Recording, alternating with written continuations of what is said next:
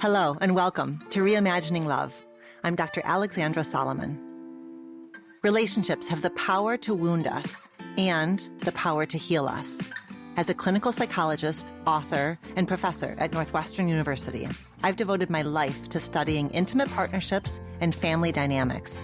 On Reimagining Love, I'm here to translate complex clinical topics into tools and takeaways that you can use in your relationships today. If you're ready to develop relational self-awareness and create vibrant and loving relationships with the people who matter most to you, you've come to the right place. I'm so glad that you're here.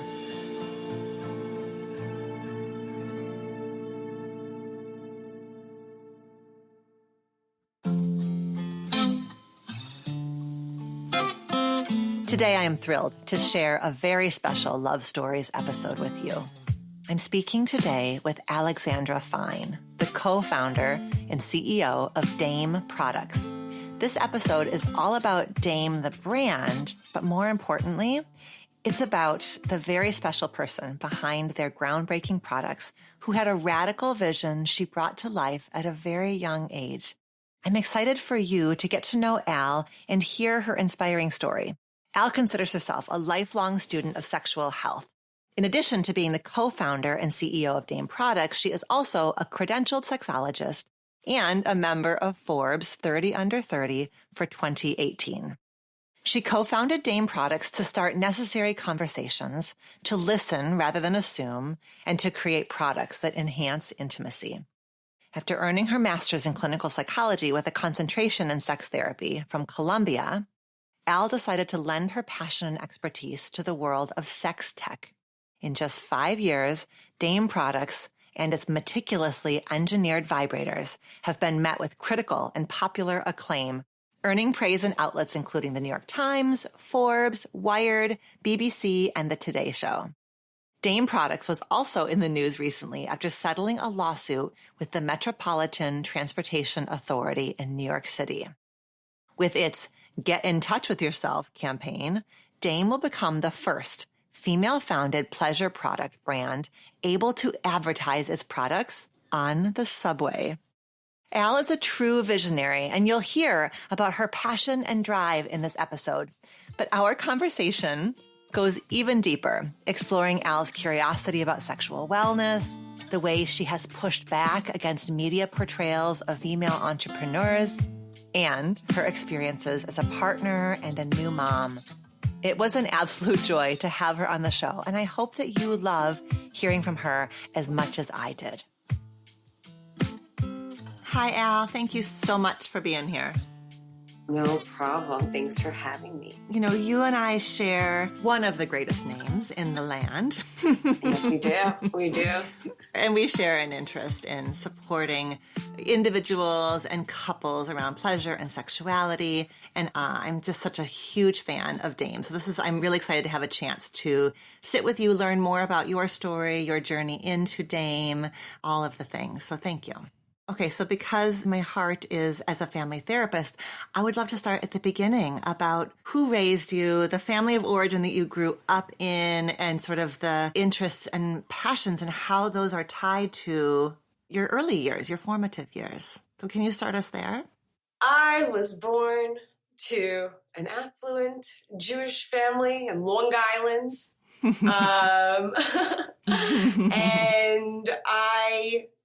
And I was really curious and passionate as a kid. And, I think it follows a really common arc that I hear from a lot of other people in general, just like then kind of, you start learning. And one of my early experiences in learning about shame, I had hung out with my aunt. I had a cool aunt who lived in the city, and my parents let me spend a night with her.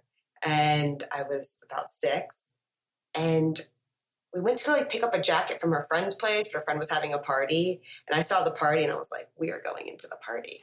So we went into the party, and there were drag queens. There were people with face piercings. There was I was like, whoa, whoa, whoa, whoa.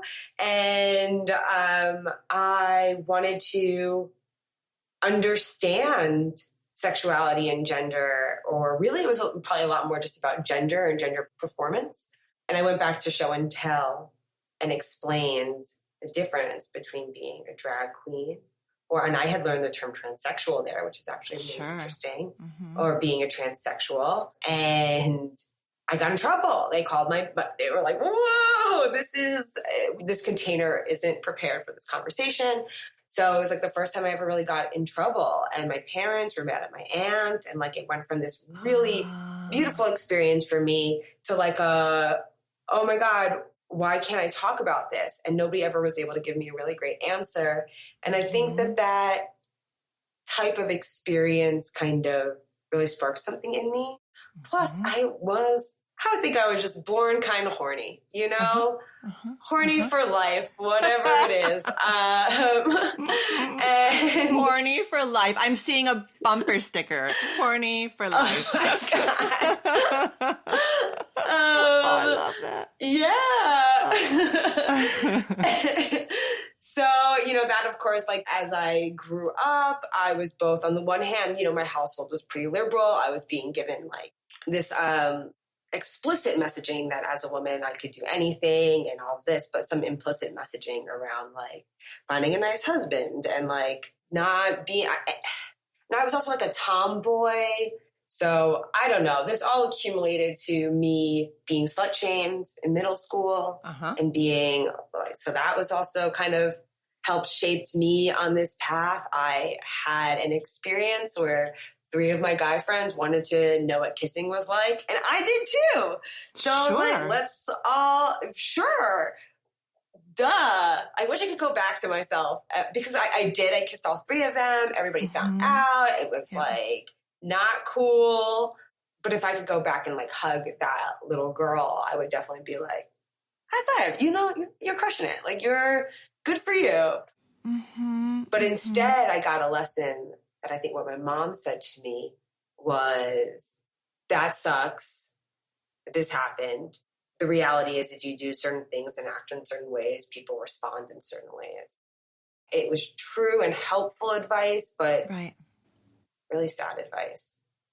That's right. I want to pause you there because you've shared like 2 really important kind of, core memories, like these kind of core experiences. And both of them like warrant our tenderness. Like when I was thinking about the story about your auntie, one of the things I was thinking is just how important it is for little people to have all kinds of grown-ups in their lives, right? Because you would not have had that little window into this whole world that was rich and interesting and intriguing to you through your parents. That was not the life that your parents were living, but you had this auntie that sort of accidentally or didn't mean to, she wasn't, forcing this world on you, but she was giving you had this little glimpse. And it just makes me think about all of the sort of aunties or non-parental figures that I'm thinking in my kids' own lives, right? Like in some ways it takes the pressure off. Like I think about all of the heaviness of what my husband and I say to our kids and show our kids. And I feel lighter when I remember that they also have dance teachers and coaches and mentors and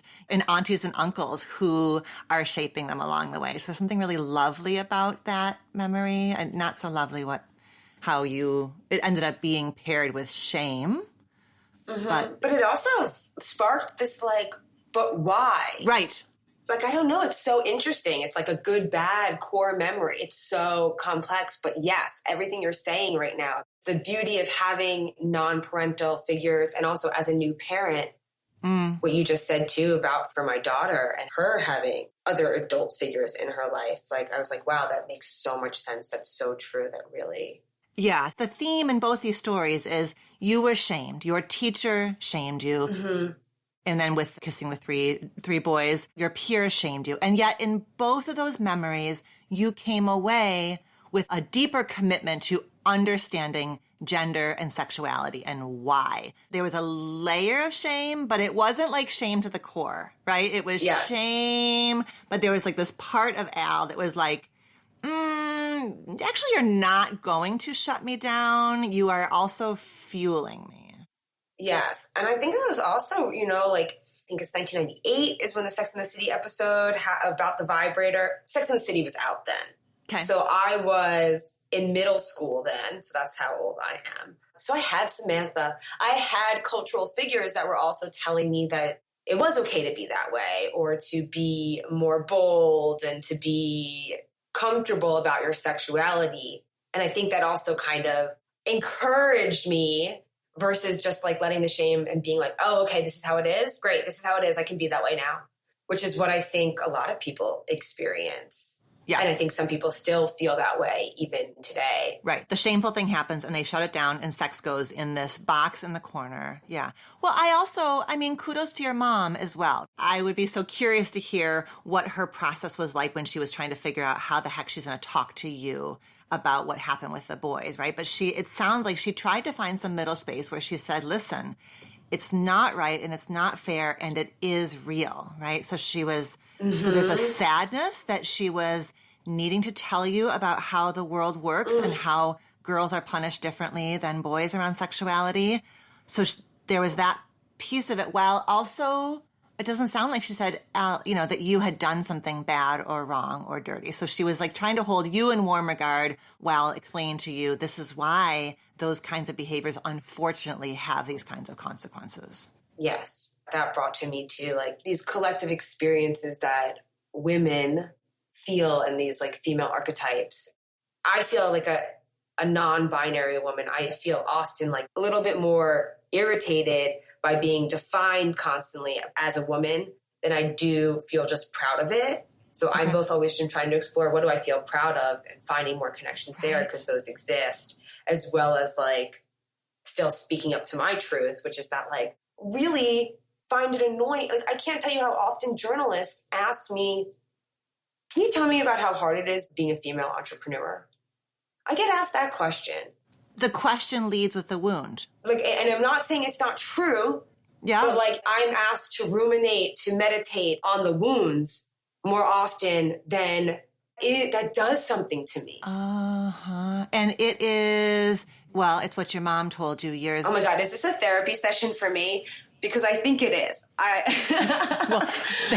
What do you think? Then I get in my head about feeling like, is that why I don't want to be a woman sometimes? Is that why? Is that where I feel a push away from it? Right. Because then would you just ask me all the ways in which the wind's at my back, all the ways in which this is exciting and thrilling and possible, and, all the ways I'm advantaged and all the ways that I am celebrating. Yeah. Rather than the assumption being, talk to us first about the wind in your face. Yeah, exactly. It is, in some ways it feels very much like the conversation your mom had with you after the kissing, where she said, like, this is what's real, Al. This is what's real. And so in some ways when a journalist says to you, this is what's real, Al, you are a female entrepreneur first and foremost, which means that you need to talk to us about the pain and the struggle, which is real. And I know that is so, it's in part why I wanted you in this space, is like to talk to us. Like, I want to celebrate you doing what you're doing as a woman, but that, you're right, that's predicated upon the wound, but the wound is real. The wound is real. Well, actually, I would say you wanting to have me here to talk about it isn't inherently based in the wound.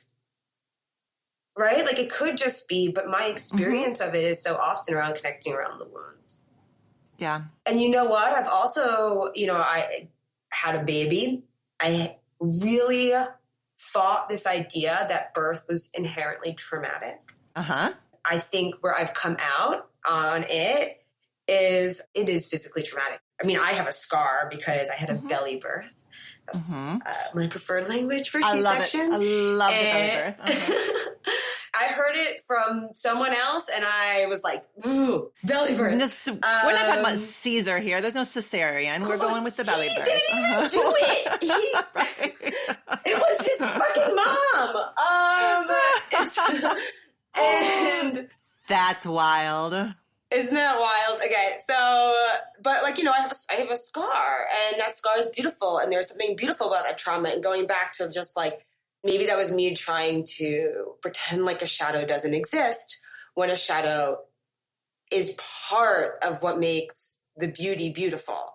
So like, yes, birth is a little traumatic. Having trauma is okay. And maybe like, it's okay to be like a little proud of that trauma too. Or I don't know. I think that feels like a feminine learning, whatever that means. That's right. where that takes me is Kimberly Ann Johnson wrote this book, Call of the Wild. She's a somatic therapist who specializes in working with women around sex and birth. But she had this sweet video on her. She's got a teenage daughter, and it's a sweet video of her saying to her daughter, Cece, what is trauma? And Cece goes, she's maybe like, I don't know how old she is, 16, let's call it. She goes, trauma is not what happens to us. Trauma is the community we don't have, the actions we aren't able to take, and the words we are not able to say. That's trauma. Oh, that's beautiful. That's really cool. The definition that popped into my head was about having your nervous system like respond in a certain way.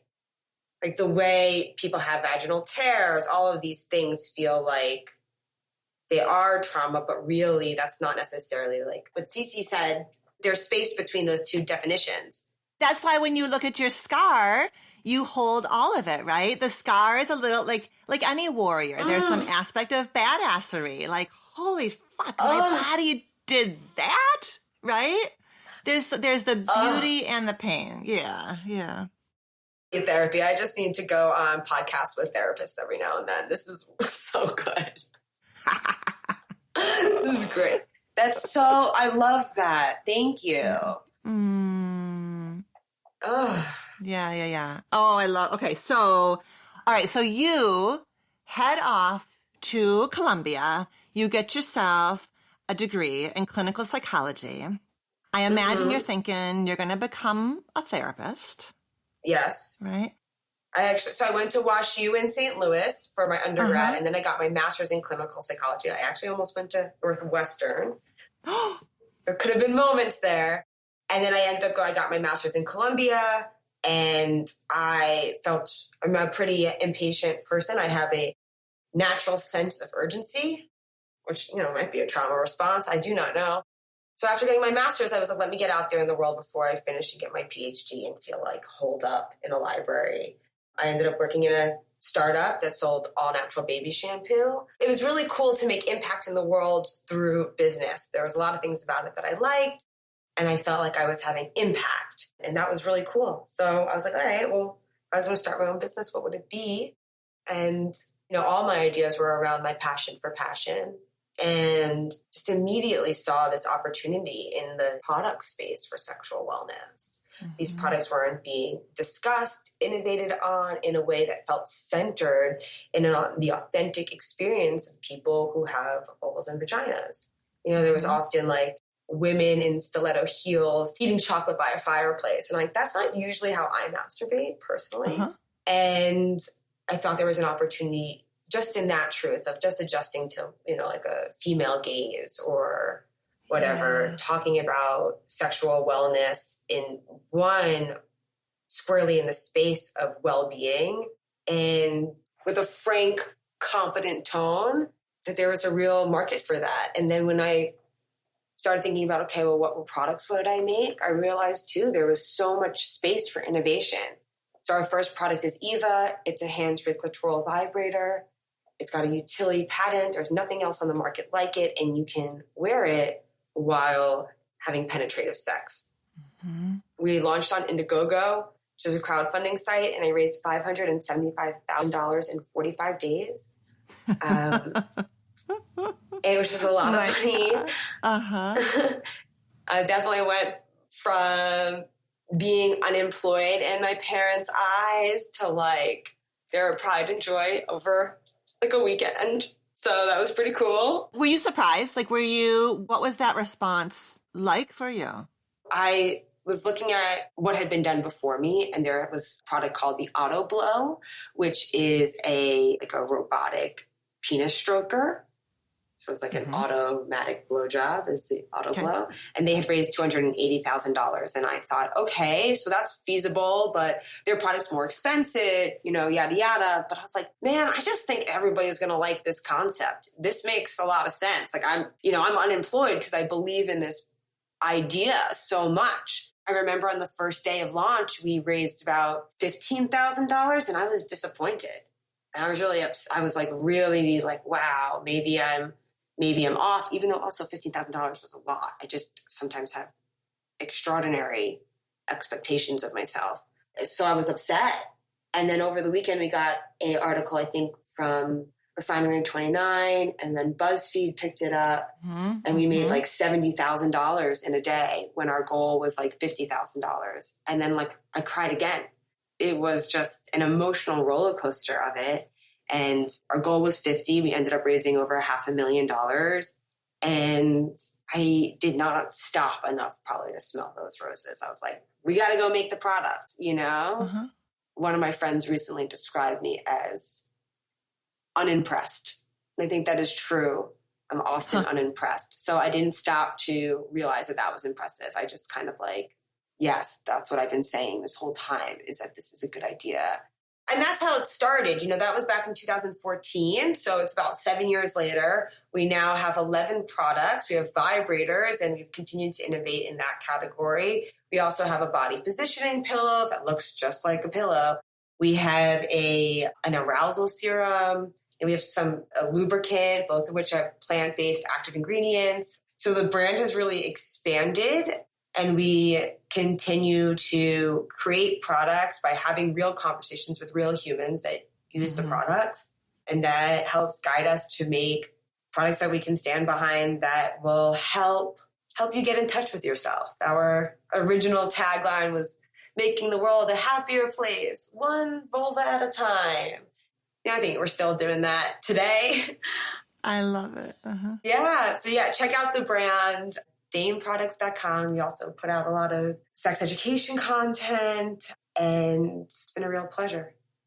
What always has struck me about Dame is its seat squarely in the wellness place. Like, you really are taking our sexuality as an aspect of health and wellness. Like, right, you begin from a premise that this is a core, central aspect of ourselves, and that pleasure, feeling good in our bodies, feeling connected to our bodies, is our birthright. And so there's something about, even just in your branding, the color, the aesthetic, you avoid kind of this like flashiness or titillation that I think sometimes we confuse with, if it's flashy and titillating, then it's not for me. Then I can't be that. That's for those people over there who are at sex parties or who are, right? So your aesthetic and your messaging is just so welcoming. Like, the bar to entry is really low. It's a really gentle entry point that I think is essential especially for vulva-bodied folks.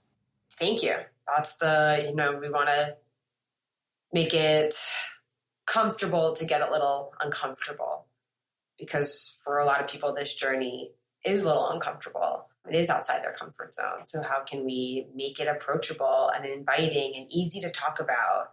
I think welcoming is definitely something we want to be at the brand. You were saying that you are really guided by the feedback that you get, which I love, because that is all great sexual experiences, whether they are solo sexual experiences or partners' sexual experiences, are guided by feedback. So what are your favorite stories to hear from users? Some of my favorite customer stories are around, it's not about actually the product. It's something about their relationship to themselves or to their partners. Like, those ones are always really, like, you can just see the impact, which is really beautiful. So I remember early on, we got feedback from a husband, a partner, who said that, him and his wife have sex on Wednesdays, and he bought Eva, and after they used it on Wednesday, that she initiated sex with him on Thursday, and that made him feel desired and wanted, and like sex wasn't this thing that his wife was doing as a chore. And I was like, wow, that's so beautiful. And it brings tears to my eyes. It was so nice. It was so nice. And it's also nice to hear from the partners too, which is a core part of our community. I think so much happening in sexual pleasure. And I think there are a lot of women who not only aren't happy with their sex lives, but don't see a reason to even try. So that leaves their partners kind of sometimes being the ones that are trying, and actually really our brand can be a real connection point for them and their partners.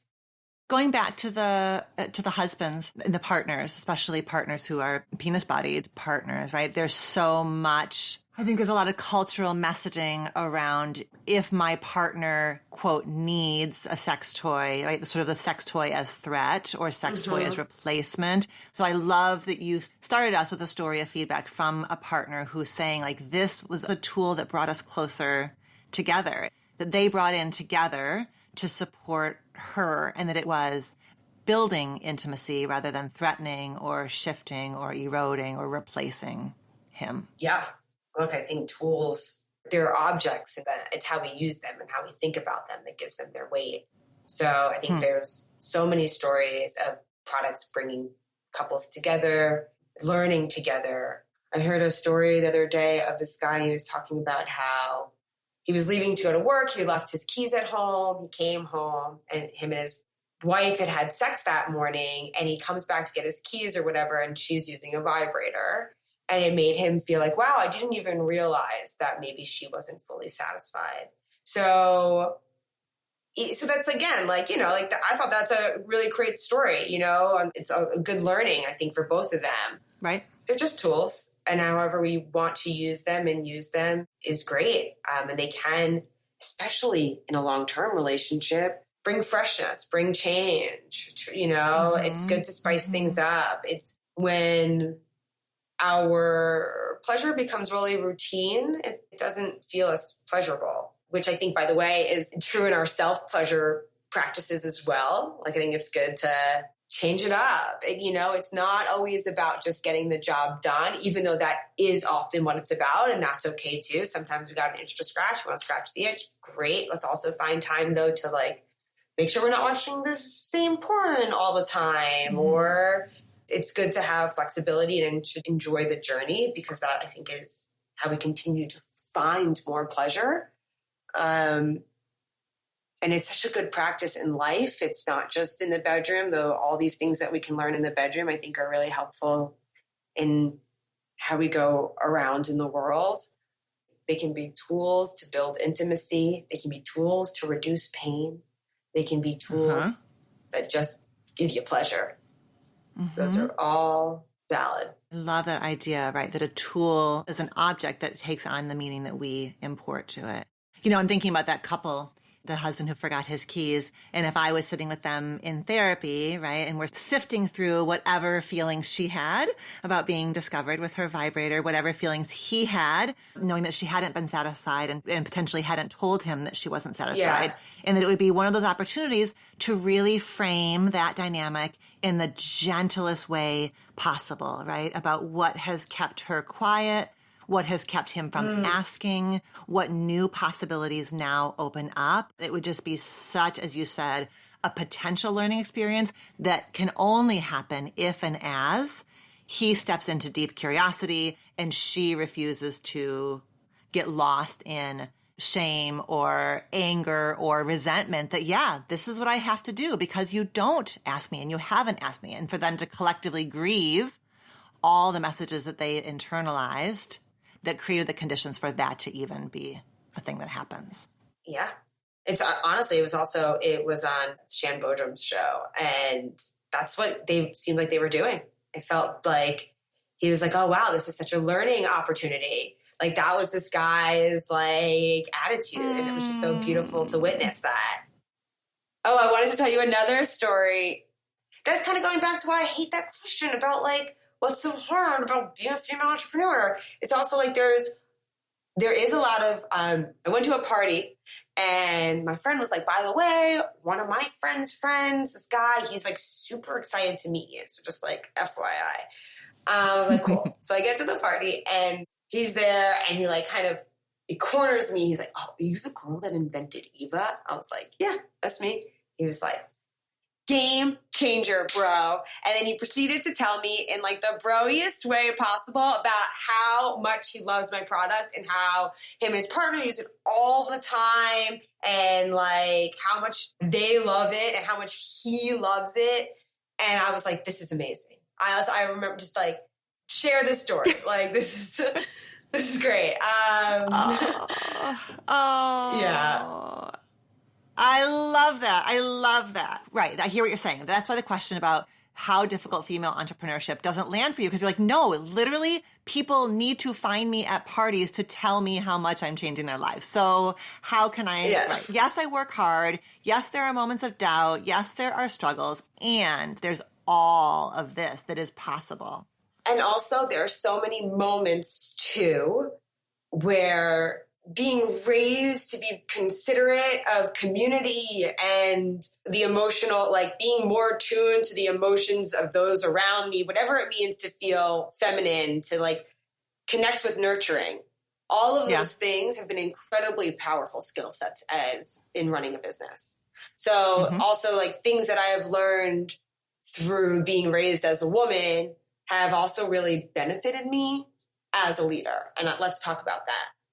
That's right. Oftentimes the way we talk about that, it's almost like we shoehorn it in. We like say like, wait a minute, look, if you look at nurturing in this way, you can see how nurturing creates great leadership. Yeah, it blows my mind too. I mean, like, I think being a mother is the least valued. Like, employers pay moms, I think, worse than they pay single women. And there's like this idea that being a mom makes you worse at doing your job, which is the opposite that I've discovered. You get really good at doing jobs because you got to do a lot more jobs. I also think like thinking about how you want to frame something to a child is actually really helpful too. And like, just how do I communicate? And what judgments am I making when I'm talking to adults? And there's just so many good things that are really helpful practices because you're expanding. And so it's just unfortunate that we don't value that. Yes. Oftentimes women feel like they need to apologize for the fact that they are a mother when they are seeking a job or they have a job, rather than this assumption that you know that you are getting a high quality employee because you know that I can switch hats on a dime. As you said, you know that I know how to work with resistance because anybody who's raised a child has got 8 ways of working with resistance. You don't know this yet about you. I doubt your little boo is showing you resistance yet, but that will be another skill set that you have. But I do also feel like I want to also simultaneously hold space for the ways it is harder to get some, like when I, didn't have childcare last week, it can also pull you away from your job in certain moments. And that is also hard. And I feel like sometimes I notice myself not wanting to acknowledge that and just like think about like the positive traits, but the ways it makes me better at my job versus it does also pull me away. And that's not necessarily bad, but it is also true. I have a lot of female executives who are also in their reproductive years. That is hard. We have to be able to sit down and like talk about parental leave in a way where we're both acknowledging like, okay, this is going to be tough. And that's why we're going to make these other plans where this person's going to report in during the interim. Like we do have to shift and be adaptable. And also one of the things we do is have parental leave. So we really try to encourage men to do the same. That's right. That is, our kids are 17 and 19, but when they were born, my husband's law firm had a 4-week paternity leave that was written into their policy, and nobody had ever taken it. He was the first one to take it. And it was, the subtle and not so subtle pushback that he received was really telling. It was, I think it was important for him to make that choice for our family. It was vital for how we became a family and how we grew as a family. But it was also vital because it was like anybody who does a thing for the first time in a space, he was opening the door for other fathers, other men, other partners to also take advantage of a policy that was there. My husband, who actually in the end didn't really take his 4 weeks, but was the first person to say he was going to take his 4 weeks, actually went in and said, hey, my wife, me, runs her own business. So she is going to go back to work early, which is true. I started going back twice a week, like I think 3 weeks later. I wanted to like have some work. So I that's what I wanted. And so he said like, I'd like to take the primary parental leave policy, which is like 12 weeks, which again, in the end, he literally only took, and they told him that he can't be primary. He can only be secondary because he's penis body. Wow. Yeah. And it was really interesting because it made me realize too how much like that his company's policy starts to dictate who his primary caregiver in our relationship. And I think that that is wild. His question showed his company the gendered assumptions that are built into the policy. Yeah. And it was really interesting too, because they were like, well, it's not about gender, you know, like it was, there was like, right? Like, okay. I don't know. I think he's like me too, where there was like a sense of wanting to kind of do both and maybe wanting to go back to work more than he wanted to, because he never actually took his full 4 weeks. He took 2 weeks. And then he was like, I'm going to take another 2 weeks and 3 months, but like didn't. Like everything in life, I'm sure that choice was multi-determined. But one of the things that we know about starting a journey with a newborn is it is freaking chaos, right? I remember doing projects like I would just take on a project, like getting the birth announcement out. And it was almost like having a task that had beginning, middle, end, that was concrete. It was like trying to create a sense of control during a time that is so profoundly disorienting that I wonder if there are ways in which sometimes we do like want to have just even a toe back at work, because it's like, oh, there is a world that is orderly, that is task focused, that is not so, I mean, the world with a newborn is primal. It is a primal, primitive world. It's a lot. Totally. Something I loved about my transition was that it felt transitional versus like this parts of it actually felt like a switch, like the part where you're pregnant and then all of a sudden you hold a baby. That felt binary. But I also got to experience slowly going back to work. And I think that was such a blessing. I see friends or hear more about that experience of like, okay, you're on mat leave and then you're not. And you're like all of a sudden fully back in it. And that doesn't feel like a system that's best set up to support us or anybody, because it is just totally chaotic. So a birth announcement, how did you do that? Because I think we just do it on the Instagram now, right? Is that like, did you have to send out cards?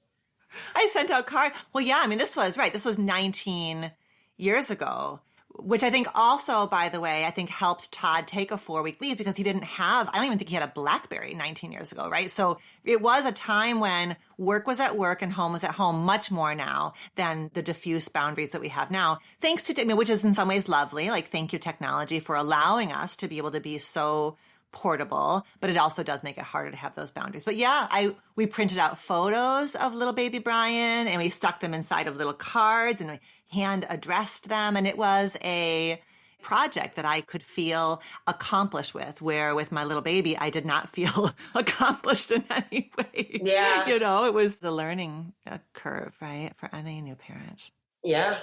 I would love for you to just talk to us a little bit about how a couple, especially, can introduce a Dame product. Because the thing that I worry about is a penis-bodied, a male partner kind of showing up with the product, and it ends up feeling like here's another thing that he wants from her, another way that subtly, even if his intent is, I want this for your pleasure, that it subtly feels like another ask or another duty. Yeah. So what do you want to be whispering into especially straight couples' ears around how to bring a Dame product in? That is a very interesting question, because I get that question all the time, and it's almost always from the perspective of a woman. And so my response usually is, there's no wrong way, but there are different ways that'll have different impacts. And it is equally as valid or as acceptable to have the conversation not in the bedroom, to let them know about things that you are really enjoying about pleasure. And then also things, you know, do a little bit of that sandwich, and to also really make sure that compliment is authentic, to let them know that you love using a vibrator, and do they think it would be fun to use it in the bedroom. It's equally as valid to just take out your vibrator in the middle of sex and be like, hey, I'm going to start, you don't even have to say anything if you don't, you know, like, that's totally valid too. You don't need to be super concerned about your partner's ego, or you can be very concerned about their partner's ego. They're both fine.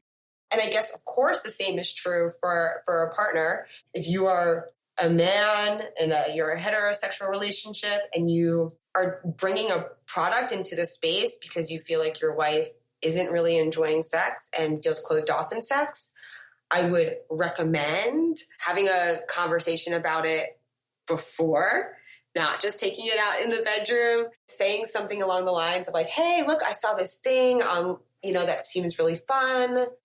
Is this something that would be interesting to you? It's a vibrator that we can use together. I also tell people something that I've always found really effective in counseling is normalizing. 70% of women report needing clitoral stimulation in order to have an orgasm. And if you're not one of those, that's totally wonderful.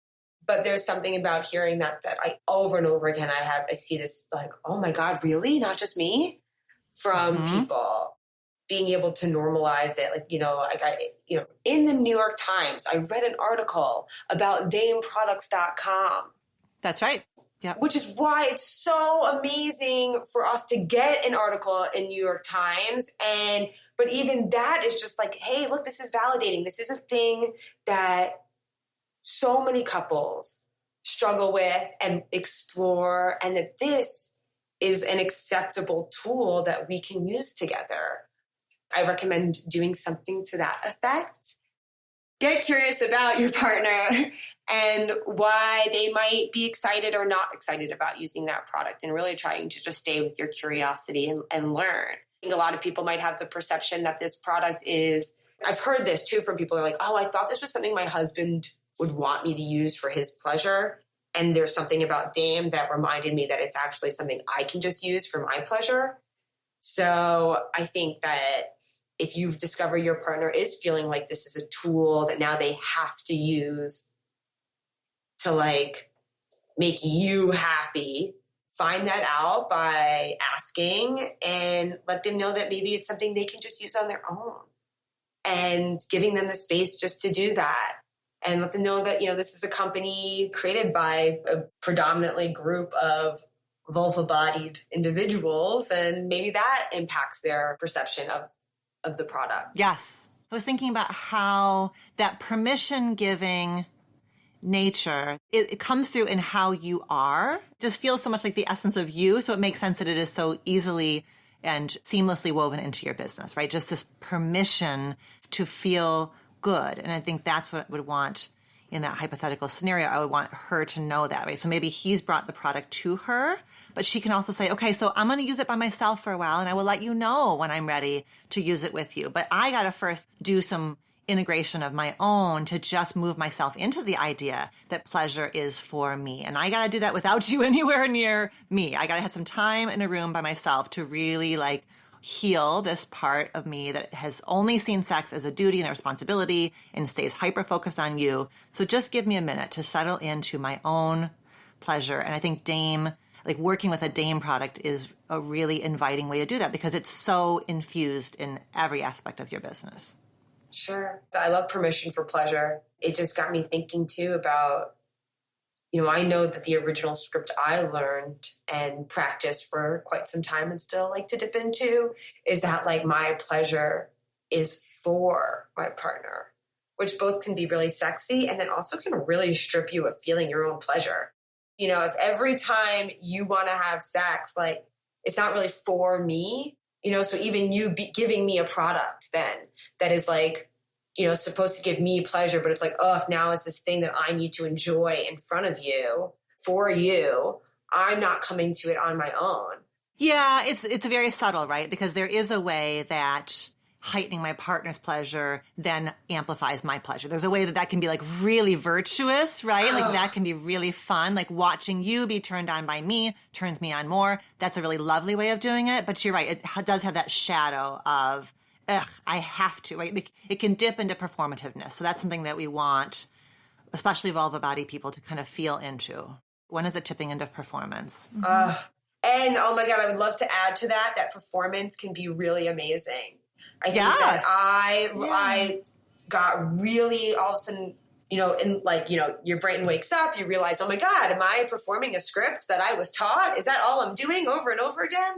And then I really tried to remove myself from that. And I I learned a lot by doing that.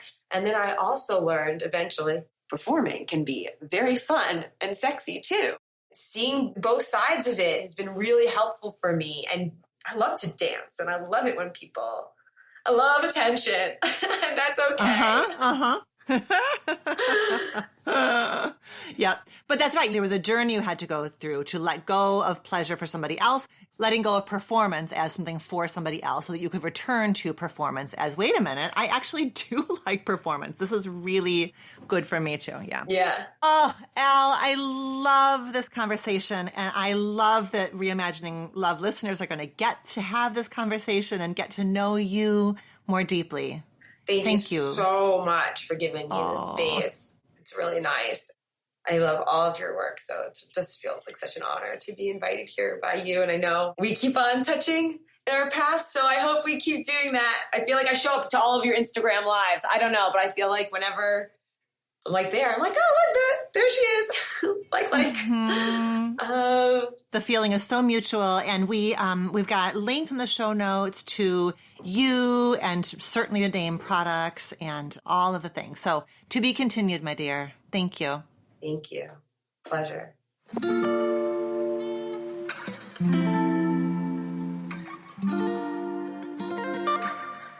Thank you, Al, for telling the story of Dame and your story as well. I'm so inspired by the next generation of visionaries who are busting down old ideas about who deserves pleasure. And Al's work is such a beautiful example of that.